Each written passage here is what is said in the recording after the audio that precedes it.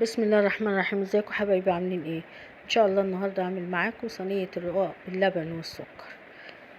نريح بقى شويه بالرقاق باللحمه هنعمله النهارده، دي بواقي يعني حبه رقاق كده مكسرين عندي، كام رقاقه كده سلام، قلت اعمل لهم صينيه رقاق بالسكر واللبن.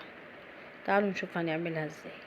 هنا صينيه ودهنتها بالسمنه البلدي وحته زبده كمان، ونفس الشيء اللبن دافي ونزلت عليه برضو بمعلقتين من السمنة البلدي مع حتة زبدة. وهبدأ كده ايه اكنك برضو بتعمليه بالشوربة، بس بدل الشوربة هنحط لبن، وحطيت معلقتين سكر مع اللبن كمان وقلبتهم معي. وهبدأ بقى كده امسك الرقاقة كده اسقيها باللبن والسكر وارصها في الصينية، نفس طريقة الرقاق باللحمة، بس بدل اللحمة هنحط مكسرات، او مش عايزة براحتك اللي موجودة عندك اعملي بيها، يعني ممكن تكتفي بس باللبن والسكر وخلاص. هبدأ كده اسقي بيها الرقاق باللبن وارص المكسر، حطيه في الوسط كده وظبطي ايه الصينية.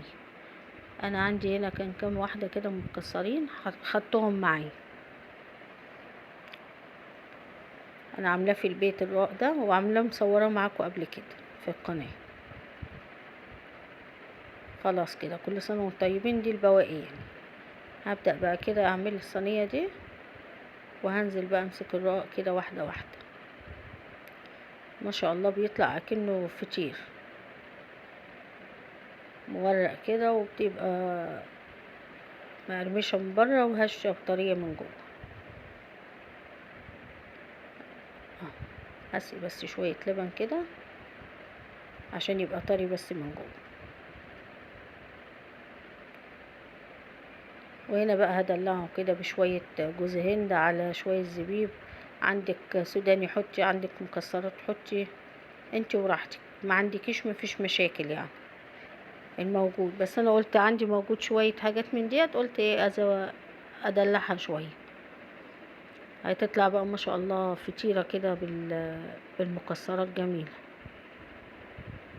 وهبدأ بقى برضو الجزء التاني، يعني حوالي 4 رقاقات من تحت وحوالي 4 من فوق، ومش شرط يكون سليم زي ما بقولك كده، يعني انا لميت المكسر مع السليم وعملت بيه الصينية دي. ابدأ كده اعملها، يعني عايزة اقول لكم كمان ما شاء الله انا خلصتها من هنا وسبتها تبرد، للأسف ما كملتش تصوير لان هي اتاكلت قبل ما نكمل التصوير. بألف هنا، يعني قطعتها وسقيتها باللبن وقطعتها وسبتها تبرد شوية، ورحت اصلي العشاء رجعت ما لقيتهاش. بألف هنا. يعني الحاجة اللي عملوها لي ولادي ان هم صوروا لي بس صورة كده، هبقى اوريها لكم في اخر الفيديو. خلاص كده هجيب بقى برضو زي ما قلت لكم كده الكسر كده وهسقيه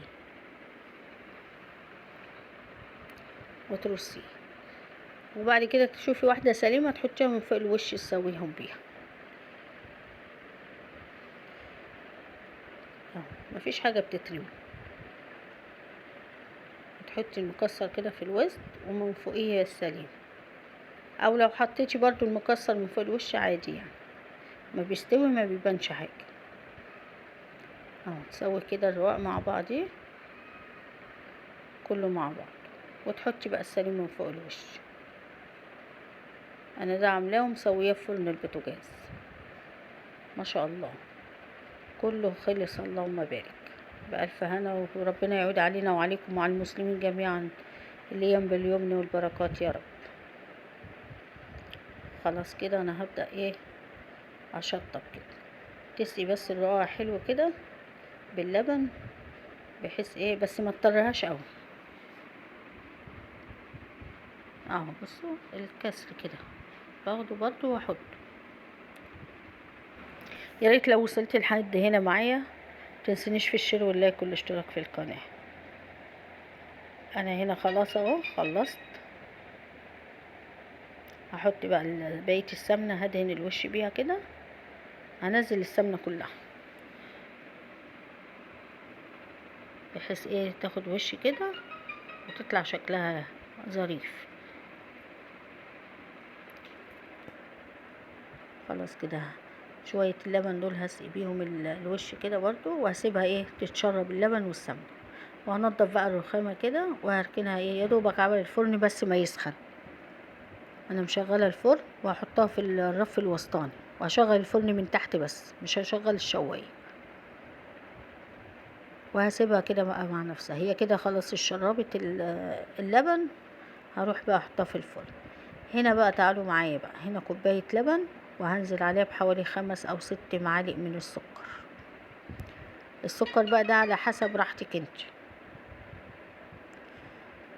هقلبهم حلو كده لحد السكر ما يدوب، وهنزل عليهم كمان بباكو من الفانيليا.